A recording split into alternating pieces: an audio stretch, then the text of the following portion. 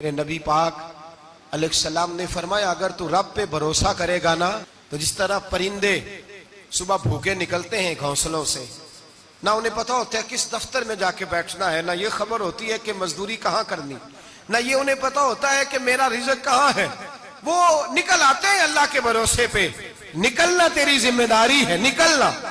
وہ نکل آتے ہیں اللہ کے بھروسے پہ۔ فرمایا جب نکل آتے ہیں شام کو واپس لوٹتے ہیں تو اللہ انہیں پیٹ بھر کے روزی عطا کرتا ہے۔ بھروسہ ذات خدا پہ، بھروسہ اللہ کی ذات پہ، رب کریم کی ذات پہ۔ بندوں پہ لوگ بھروسہ کرتے ہیں، دنیا داروں پہ، سیاستدانوں پہ، وڈیروں پہ، پھر بھروسے ٹوٹتے ہیں۔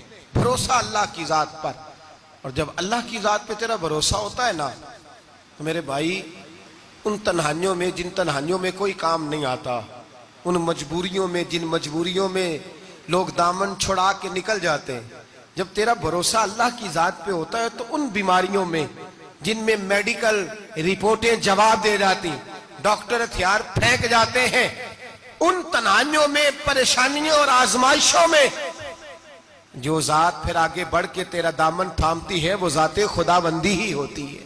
پھر اللہ تبارک و تعالیٰ تیری مدد فرماتا ہے، پھر وہ اس کا کرم تجھے تھام لیتا ہے جب تو بھروسہ۔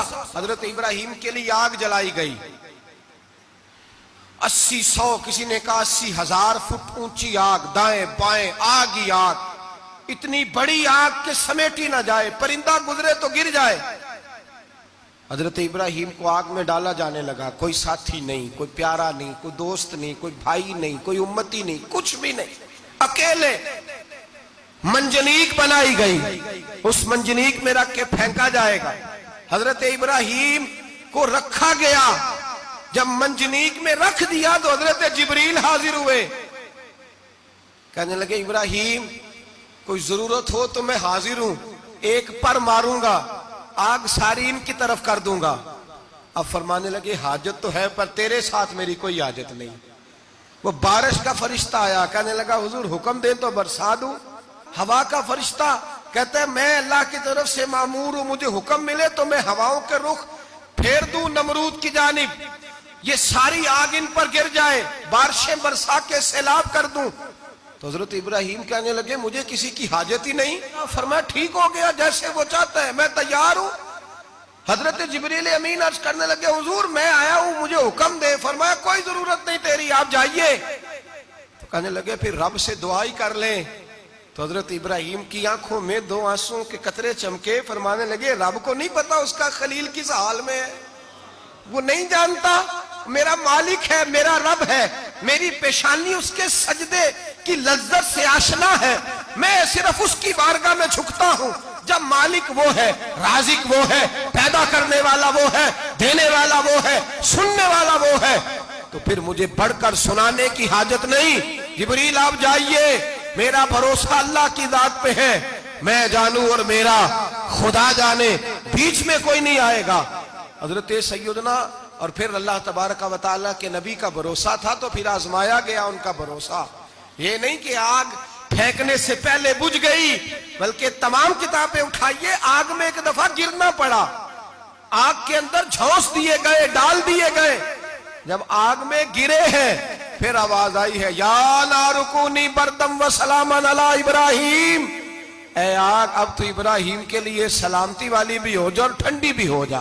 تو رب تعالیٰ فرماتا ہے تو مجھ پر بھروسہ کر، میری ذات پر تیرا توکل ہونا چاہیے۔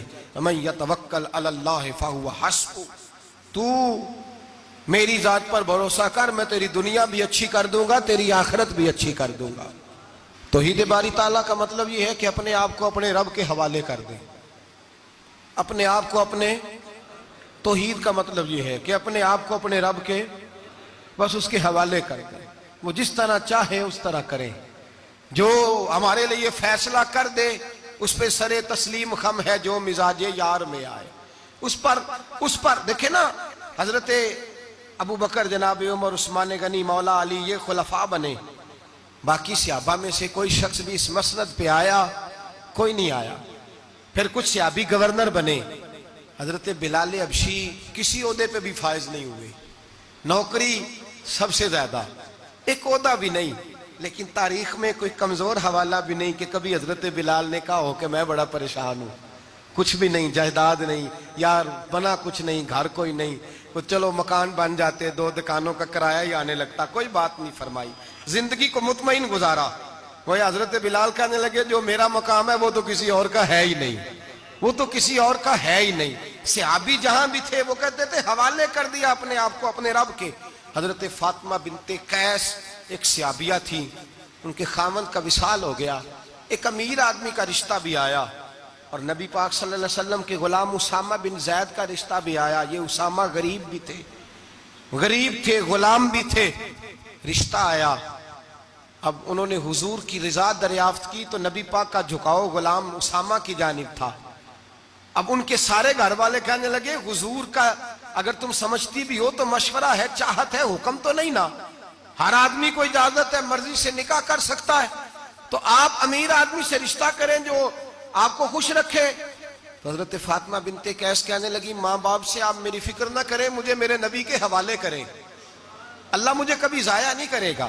میرے بھائی اپنے آپ کو رب رسول کے حوالے کرو۔ ہم لوگوں نے اپنے آپ کو اپنی سوچ کے حوالے کیا ہے، نفسیاتی مریض بن گئے ہم لوگ۔ پریشانی ہے کہ ختم نہیں ہوتی، دقت ہے کہ ختم نہیں ہوتی، مفت کی آوازاری ہے، ہر وقت لوگ ڈپریشن اور ٹینشن کا شکار ہیں۔ بھائی اپنے آپ کو اپنے رب کے سپرد کرو۔ یہاں تو کوئی کسی چودھری کو کہہ دے کہ بھائی جس طرح کا تیرا دل کرتا ہے میں تیرا اس طرح کر لے، تو وہ انسان کا نقصان نہیں کرتا، کہتا ہے وہ تو میرے پلڑے میں ہی آ کے بیٹھ گیا ہے تو کیسے نقصان کروں۔ اگر رب کریم کو کہہ دو گے کہ یا اللہ تیرے ہیں، جس طرح تو بہتر سمجھے ہمارے ساتھ سلوک کر، اس کی بارگاہ کی طرف جھک جاؤ، اس کی جانب توجہ کر جاؤ، اللہ تبارک و تعالیٰ کے ہو جاؤ۔